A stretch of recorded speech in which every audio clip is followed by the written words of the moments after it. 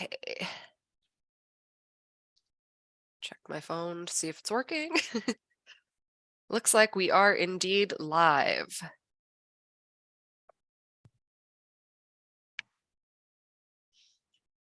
And all right, I've got comments here so we can check. So Connie, don't worry too much. Pay and I will watch the comments and make sure that we catch any questions. Sounds good.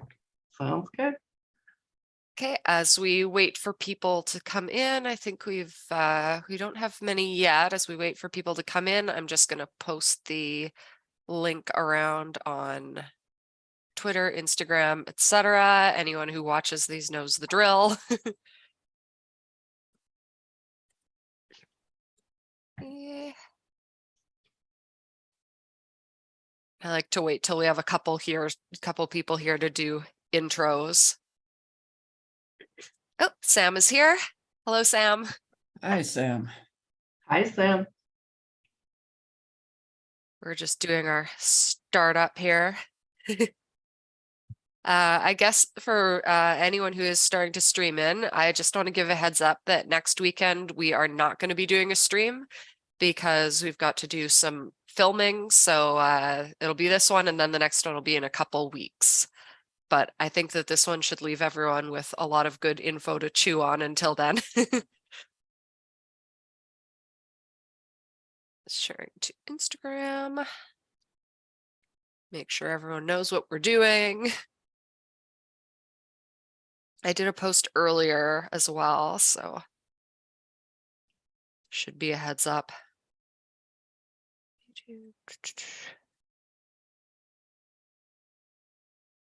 And apologies in advance if I sound like I'm ill. My allergies are at me today, so it's been fun.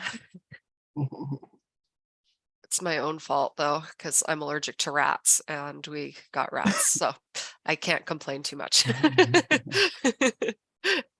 Okay, I think we've got 3 people in here now, so I think it would be a good time to get into our intros. Everyone here who's on my channel, I'm sure you already know who I am. Holly Rhiannon. I do writing, I do educational content. I used to do weekly videos, but now I'm doing monthly videos. That's actually what I'll be filming next weekend. And then the one after, I finally get to launch my new video style, which will be very exciting. And my co-host, Pei, you've also seen him many times on my channel.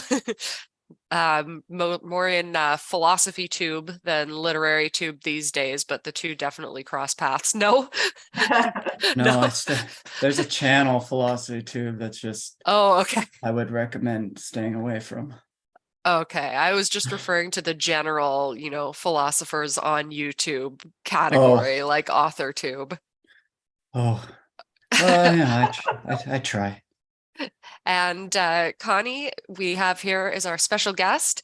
She's an author and also the founder of BookWizard Hub, which is an awesome new app, which you should all check out. But I'll let her do an intro so that she can tell you all about what she's got going on right now. Yeah, thanks, Holly. You're welcome. Well, background a little bit. I actually taught for 14 years and natural health and healing. And right now I'm just finishing my dissertation for my PhD and doctorate in integrated medicine. So that's kind of where I'm at. Book-wise, I have written 22 books. In there, a lot of them were from when I owned the college, because I had a college.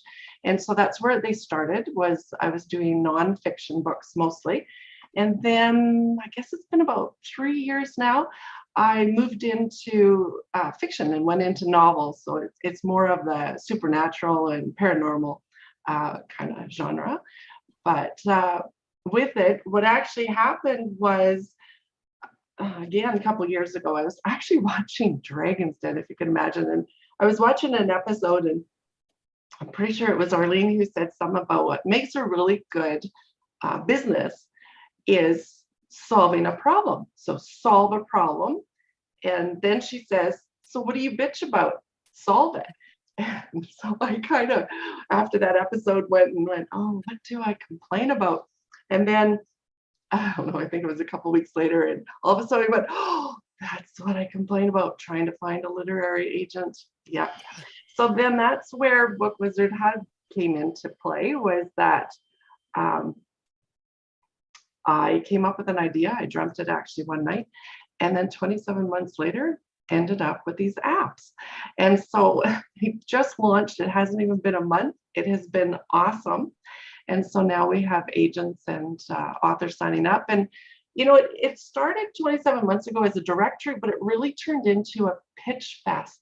And that's why today, what we're going to talk about is the pitch. So many of you might have known that PitMad, right, on Twitter used to do pitches all the time. And that's where the idea started. So go ahead, Holly. You were going to start with intros on your guys' experience. So go ahead there, and then I'll jump back in. Yeah. So funny note, PitMad, actually the month I was ready to start trying it, they shut down. And I was like, I was just getting ready. I'd been watching for so long. So it's good to have replacements for that. But yeah, I thought it would be a good idea. Connie is our expert, and she's going to give you a lot of info. She has a PowerPoint and everything. But just to tell a little bit about my experience with pitching, there are a lot of areas where I feel very confident in, and I would say that this is one where I don't. So it's really good to have someone else here to educate on that. And I think that as a writer, you can always be learning new tips for pitching, especially with such a, ever-changing environment. So it's funny because I'm a copywriter in my day job. So I do lots of marketing talk, but it's hard to actually pitch myself and my projects. So I think I've sent pitches out maybe like 150 times, but I haven't had success with an agent, and I know that one of my personal problems is that I don't personalize enough. So that's sort of my experience. I haven't gone out and actually gotten results from it yet. So I've got experience. I've written, haven't got that many results. No one was, an absolute turn down. So that's great. But yeah, my experience in pitching is actually quite minimal. Hey. I'd just be repeating pretty much exactly what you just said, but I've had no success in that either. I start with I'm not good with writing things like a query letter. That's where for my first book, I got someone actually to write that for me. And I didn't know that you could do that until that was about 8 years ago now, or no, it was much longer than that. But so at that point, I didn't know that you could just hire people to do that. So that's what I did for the query letter, and then but it's still there's just it's not an easy thing. Like Holly pretty much said my own experience with all that as well. So. Yeah. Well, pitching has become something that I've had to start really learning. So not just because of writing books, but also because of BookWizard, what happens is on the business end of it. And because I guess they call it a serial entrepreneur. So I've owned many businesses over the years, and you have to learn how to pitch, right? Like you pitch all the time. So what I'll do though is I'm going to screen share, if that's okay, Holly. Yeah, for sure. I'm just going to pause to read a couple comments while you set that up. Sam said, hi, Connie. And we have Stephen Corey, who has dropped in. Hello, Stephen. And apparently he's behaving today. That's good to hear. Sam says that she struggles with pitches because she's shy with her work. So she's thankful for this video. She also struggles with query letters. I think it's hard a lot of the time for authors to talk about ourselves, but it's something we definitely have to learn how to do. Right? Yeah, definitely. Okay. So what we have is pitch it. And actually, I've decided to call the BookWizard kind of my little kick on it is pitch it. And so where it's different is the apps are taking in a whole bunch of different things. But the fun part is the agents can read your pitch without you guys knowing. And then they have an option to ask for a full submission. But where this is kind of cool is, if you think about it, an agent only gets, like, so the queries and that come in through email, usually email. Nowadays, most people don't do mail. So they get these emails, and nowadays there's also things that, like, they call it Query Manager, is a company that a lot more agents now are using. And so your pitch then goes to this Query Manager, and it gets actually already sorted. So many of our queries and pitches never get seen because they go to the garbage section of that. So here we are wasting time waiting for how many weeks, or, you know, like it used to be that you had to wait, you know, 5 to 8 weeks before you could pitch to another agent. And so we're wasting time because our pitches aren't even being read. Ugh. So what's different is then with the BookWizard app is the agents can read your guys' pitches without you guys knowing it, but from everywhere around the world. And so different countries, different agencies have different rules on like, do they accept Canadians? Do they accept Americans? Are they just, you know, the Spanish? It depends who they're doing, but lots of them, you guys, do international, and they also have different languages. So again, where we've really missed our opportunities is we're also pitching to the wrong agents. Like, I mean, I remember pitching to agents that were in the US that didn't even accept Canadians. I spent months wasting my time. So here we go. We're going to go into the pitch so that you guys have an idea of even how to pitch and why to pitch. And so a pitch is a quick, and I mean quick, summary of your book, you guys. In PitMad, which now doesn't run as Holly was saying, but when it did, it was 280 characters. So then it was a Twitter. So Twitter could, you know, have their amount of characters, and that you could do this pitch. And it was really cool. And there's quite a few different, like there's, what is it, Pitch Dark, and, you know, so there's different ones that people can join right now, but it's still a really quick summary of your book. Now, Netflix uses pitches, you guys, right in here. You know, when you guys are reading on the story of what movie you're going to have, this is a pitch. And this is kind of what you guys are trying for, is something that catches your attention. TV, radio, you guys, everybody uses pitches. They just call them commercials, but it's still a pitch. And then, of course, startup founders, when they need an angel investors, all do pitches. Everybody needs that to learn how to pitch. You guys pitch it to your customers. Why you need it is it makes the life of an agent easier. Talking to agents, they're busy people. Most of them, it's actually a second job. It's not even their first job.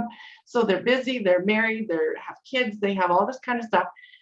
And then they get like hundreds of emails sent to them daily.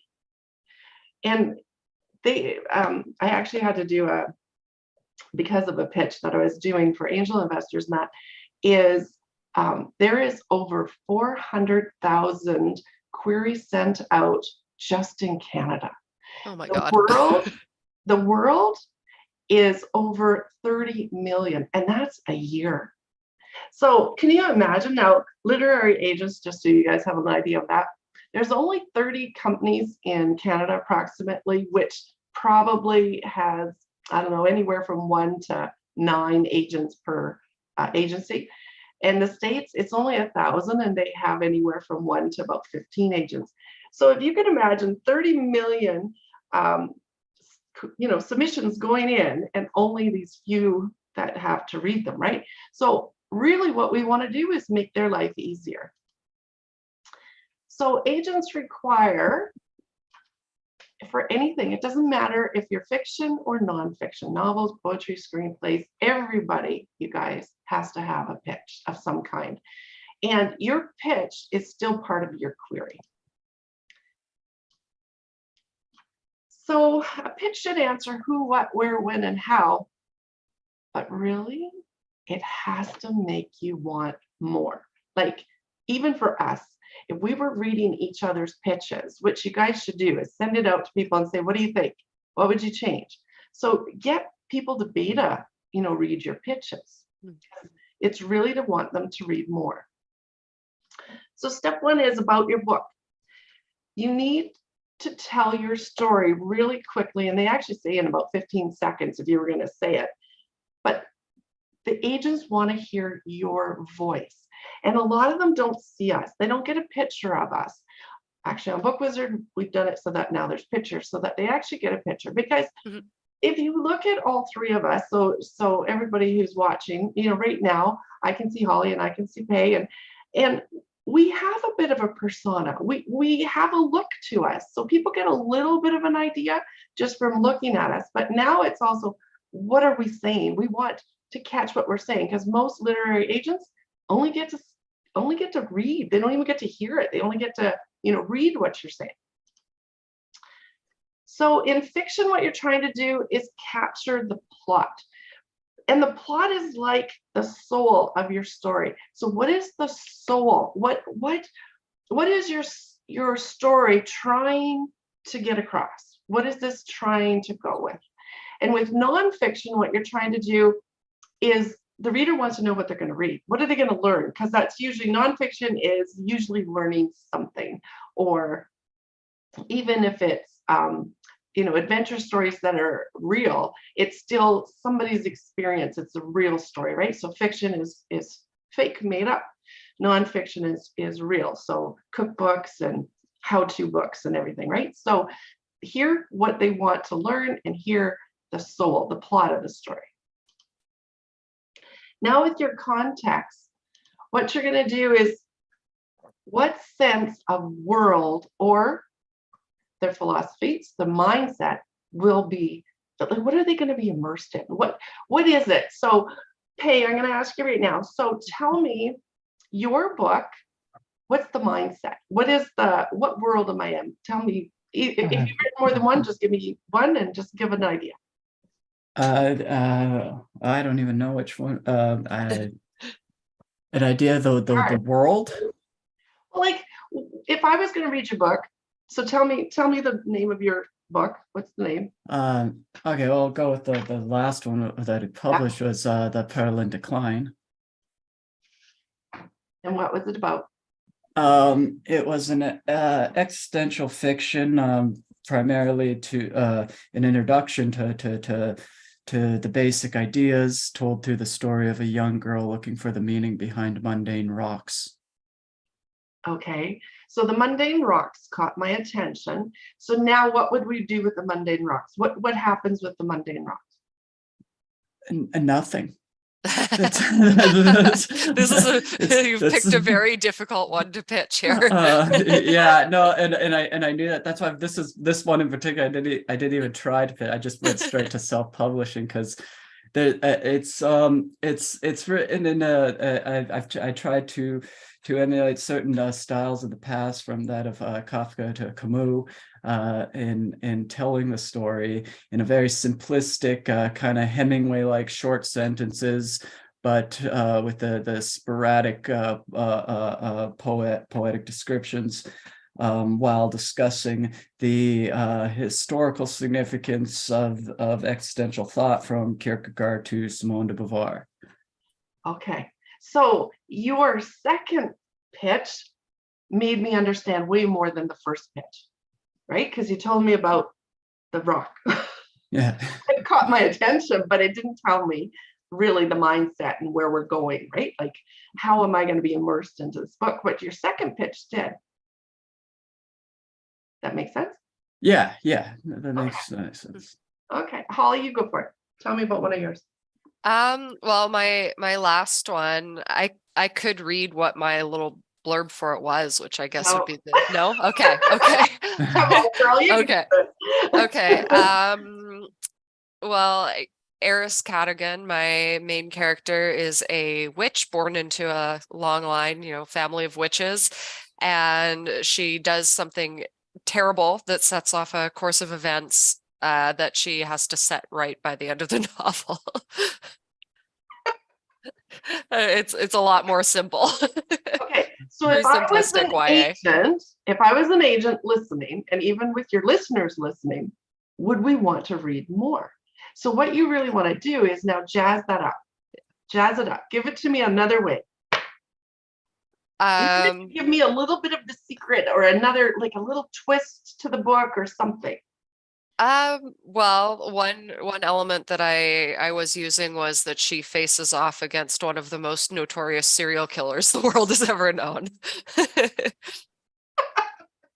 And okay. Which I can't really expand on without No, giving that's too much of a okay. spoiler. Okay. Well, we're gonna keep going, but you guys keep this in mind, right? So your listeners are then also hearing a little bit of what we're talking about is trying to catch the real meaning of the book really quickly. And I mean, it's not easy. And it, guys, it isn't easy for like most people, that's not easy. So it's something that we have to play with and practice with. Best thing to do too sometimes is record yourselves. Say it just like we are right now. Just record it. Zoom is free and you can click record and record yourself and listen to yourself and just practice, right? So, all right. So step 3, what you're doing here is make it worth their time, because readers are really the ones paying everybody's bill. They're the ones paying for the author. They're the ones paying the agent. They're the ones paying the publisher. So the reader, the agent, all they're trying to do is get in between your book and the reader and going, okay, is the reader going to want to read this? And that's really, I mean, yes, they're looking for a bestseller, but that's really a golden goose that they're hoping for. And that's like us, also praying to become a bestseller. We're all wishing for that. And our probably most of us, our end goal or ultimate goal is that. But really the point of this thing is the whole writing experience for an agent is it worth the reader's time?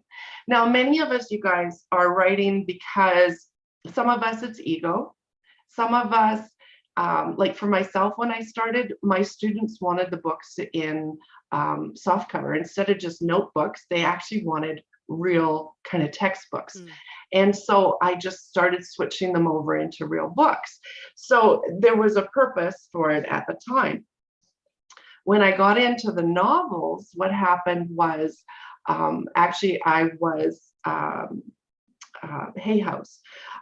They have, you could pay, and why I did pay, one, they have a course that you do, right? So this is years ago, I took their course, but you were allowed to pitch one query to them. Like you were allowed to send one of your queries and they would read it. And so to me, that was worth the money of taking also the course. Plus I learned lots. But the point is that in there, what I did is I went from nonfiction at first and went, you know what, I got to change this into a fiction. Like I want it now as a story. So I switched it from some real life experiences and then turned it into stories.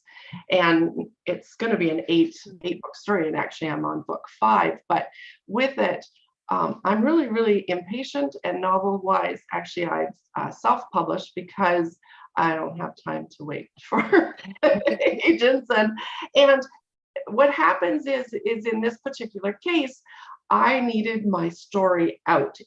Like some of us, you guys will understand, is that we have this story inside of us, and until we write it, it won't get out of our system, right? So we just keep writing. And that's kind of where this one is.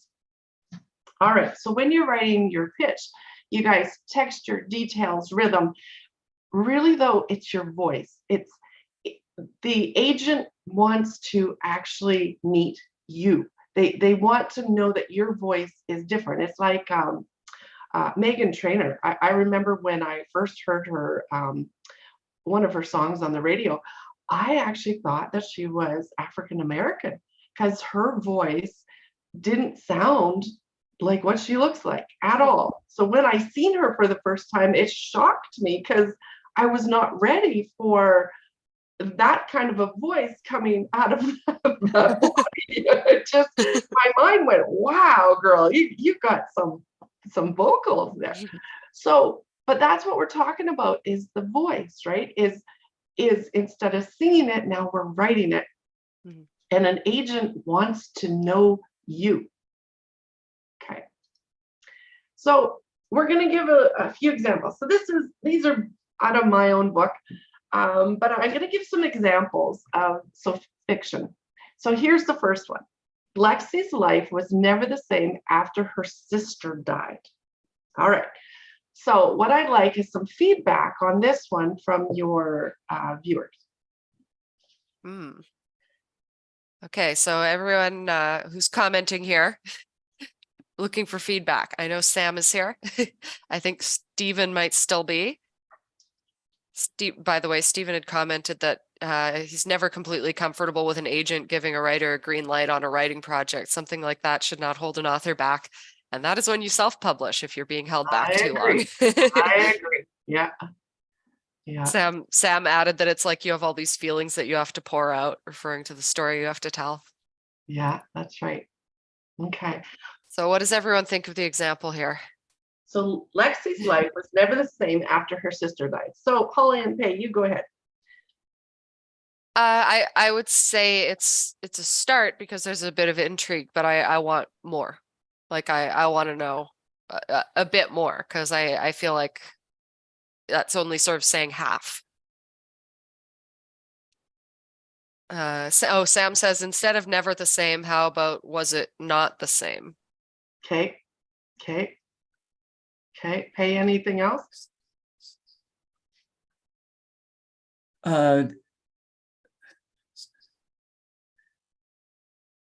No, I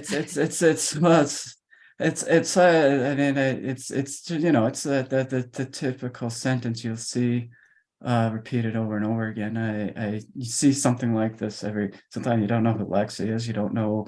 So it's there's nothing really, for me, there's nothing really there that'll grab me. Right. Not anything in which if I were to go to the next one, it would read this, like if I have the giant pile of these kind of things, half of them would read the same way. Because So, we're not invested in either character at all. right. And so what you guys have to understand is this is also what agents are doing, right? They're going, oh, okay. So here's a different one. All right. New York City fashion designer Lexi Constantine, life changed after her sister died. Yeah, well, we now know who we know a little bit more about who Lexi is, so which could be a bit more relatable to Sam added maybe a snippet of how the sister died. Right. Okay. Now, though, just from the first one to this one, with the New York City fashion designer, it gave you a persona, did it not? Yeah, you could picture her a bit more. And Right. for me, since I'm a paranormal person, I just lock on to Constantine. Like, is this a what's the word? An exorcist type character. Okay. Okay. All right. So here's another one. So New York City fashion designer Lexi Constantine, life changed after her sister died. Ghosts? No way, but it's my sister. I feel like it could be worded a bit better, but now we know, like, okay, so it's going to be set in New York. There's going to be that fashion atmosphere. The sister died and she comes back. So we know more and there is more interest there. And I would be more interested in reading that for sure. Okay. Hey, what about you? Yeah, yes, I mean it yeah, I mean it is more interesting. It's not as cliched as the first one. Yes. Okay, here's another one. So Lexi, a New York City fashion designer, can hear her beloved sister's cry for help from beyond the grave. Ghost, that's not possible, but it's my sister. Yeah, that one's worded a lot better. I don't know if I'd put the quote in there like that necessarily, but yeah, it's a lot more exciting. Steven says Lexi's life changed when she learned her sister was killed in prison. Well, you'll That's have to another read story. yeah, you'll have to read the book of how she died. Okay, but you guys are getting my point, right? Is that the better the pitch to make it as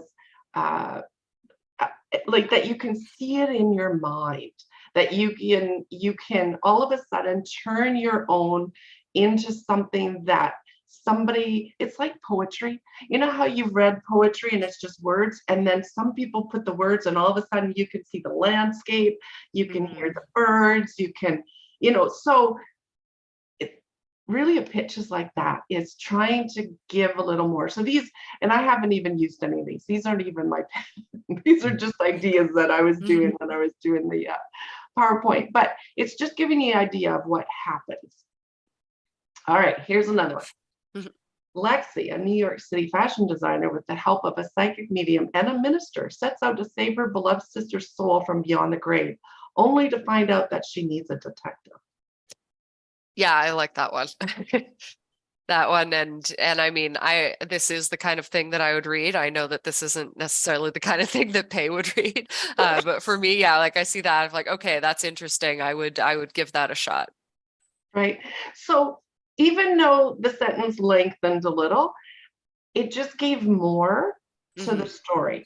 And so what the agent wants is to be hooked. They need something more, right? Okay.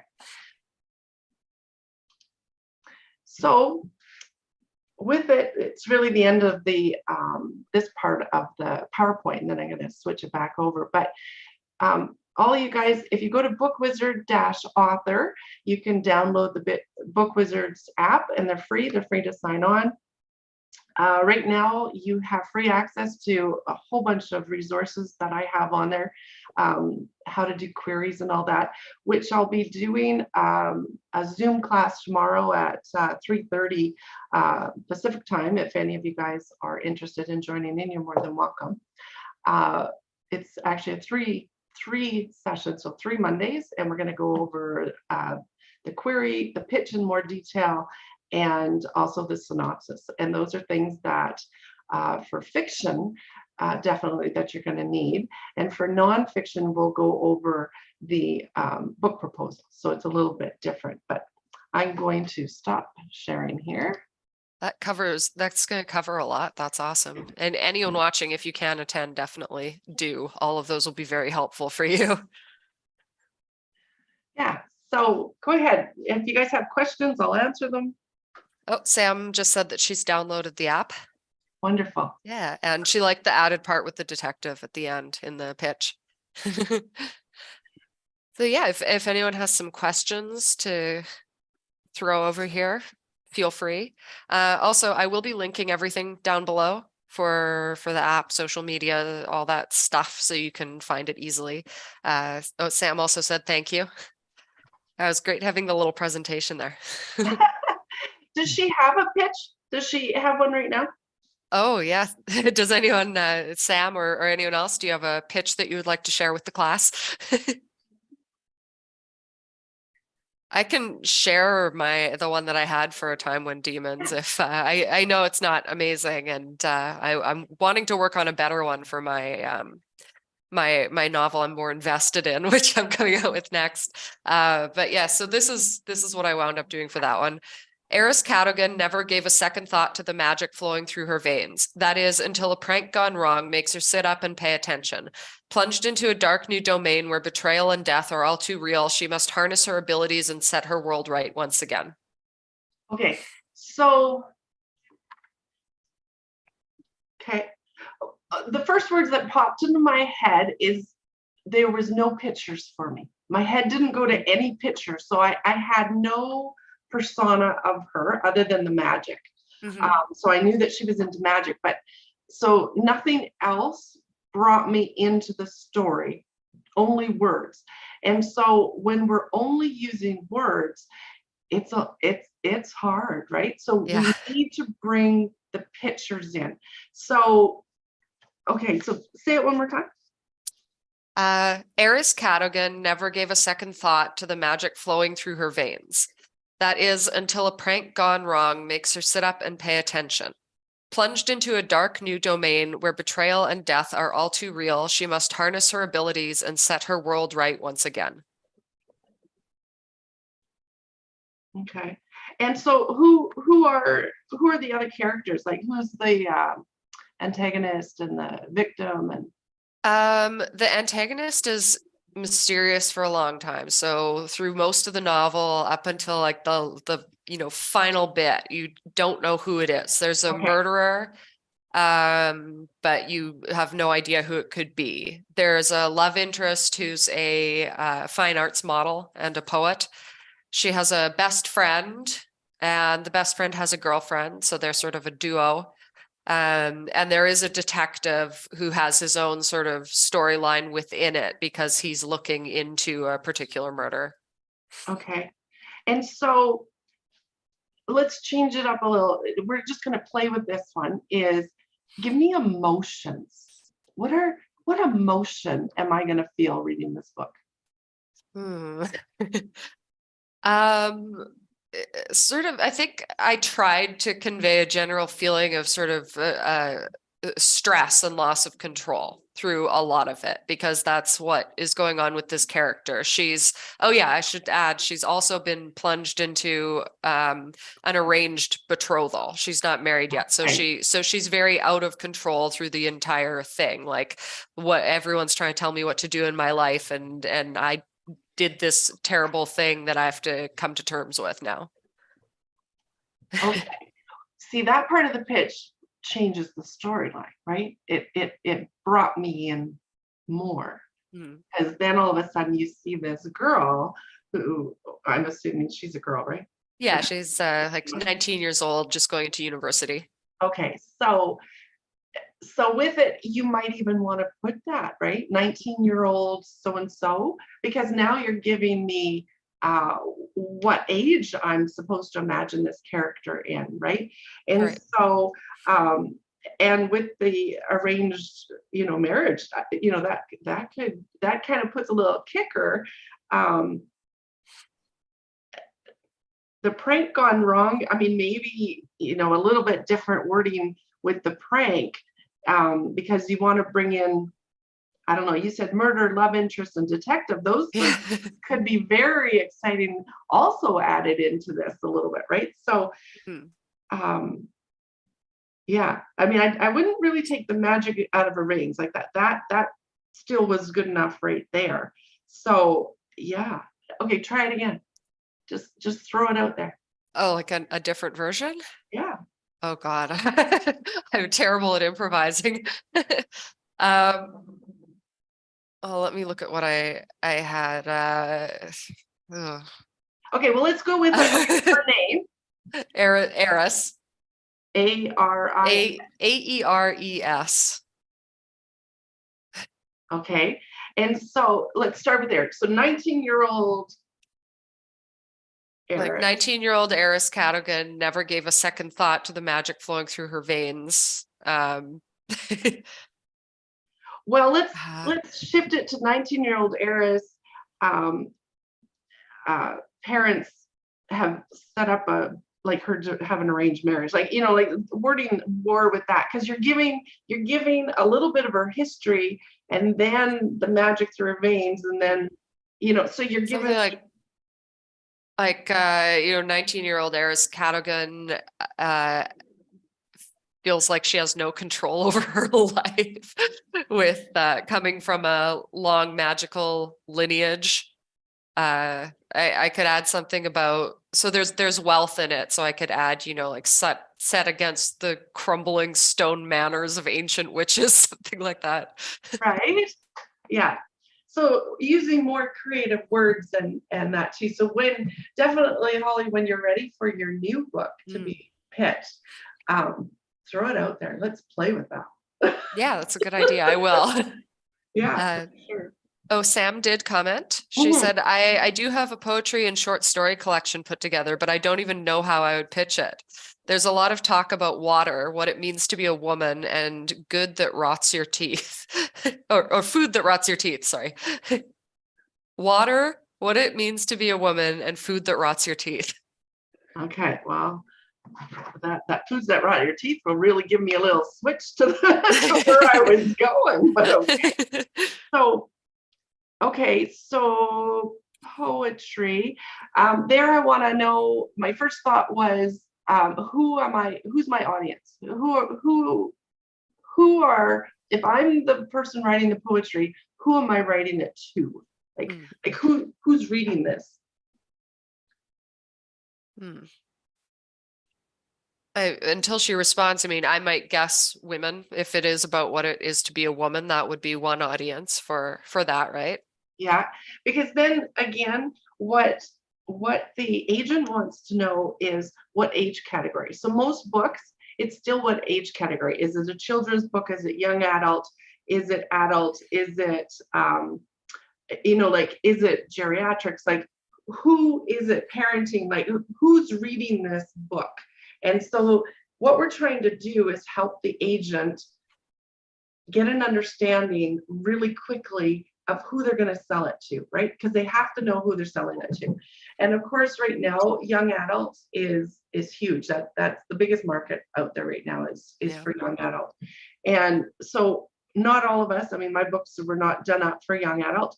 I did, though, switch my characters a little and brought in younger adults to help bring in that age category so that they might be interested in the book too. So I've kind of changed it around. Go ahead. So, yeah, Sam says mostly women, specifically mothers, younger to middle-aged women. Okay. And after Sam, Stephen does have a pitch as well. So we've got another one lined up. Okay, so we have, we've got a few minutes each here. Okay, so mothers and young women mostly. So the poetry, so if I was going to pitch poetry, you know what I at the first thoughts that come to my mind is to create a little poem, because like, what are they, 4 lines or something, or a lot of people start with a poem. So I would create a pitch as a poem for that specific, for mothers that are young, and do just a quick poetry kind of pitch for that. And that would be cool. Yeah. And then send it to me. Let me read it. I'll read it. Yeah. Awesome. So Stevens is a Native American medicine man fights a witch for the possession of a young girl's soul as a group of immigrating Puritans are terrorized by both. Okay. Well, we definitely had some persona, right? We got to see the characters a little bit here. So the soul, but it didn't give me, okay, one more time, read it one more time. A Native American medicine man fights a witch for the possession of a young girl's soul as a group of immigrating Puritans are terrorized by both. I think it's the ending. I think it's the other people there that kind of, because the words, I have to listen to the words so clearly that they don't turn into a picture for me. Of course, the native man does, the witch does, but then these people don't, that are, so Stephen, what's another word? Like, what do those people look like, or which culture are they from, or where they, give me a picture of those people. Yeah, because you have sort of what the first 2 people are wanting, and I guess you're saying immigrating for the other ones, but yeah, you don't know as much about them, right? While Stephen thinks of an answer here, Sam did post a little poem already. Okay, in the chat, or yeah. So she says, women are like water. They move through the night and fit under the cracks of cement, wash down the sugar that rots your teeth, and flood the earth with their grace. That's pretty good. Yeah. That was fast too. That was really fast. Yeah. And very, very descriptive. Like, yeah, I like it. Does she like it? I don't know. Let's see what she thinks. Like, yeah, that was pretty good.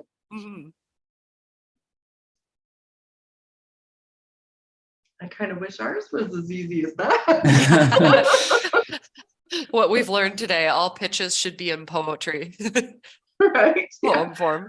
Well, I mean, that being said, part of that is yeah, poetry makes you feel and be there in very short, specific words, right? And in a way, a pitch, that's what a pitch is supposed to do, is bring us right into the story, have us have a feeling, and make us want more. Yeah.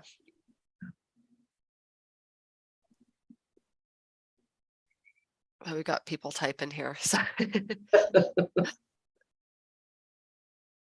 Oh, she said, thanks. I just tried out the ideas of all my short stories in one. That's okay. Sounded great. But at least she has an idea so that she can keep playing on those. So that's awesome. Yeah. Yeah. Oh, we have Mason in the dark here. Hello. So glad to catch one of Mason. these.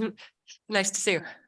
We're just talking about pitching and sharing pitches and sort of picking them apart a little bit. No, we're improving them. Yes. Well, you have to pick them apart to improve them.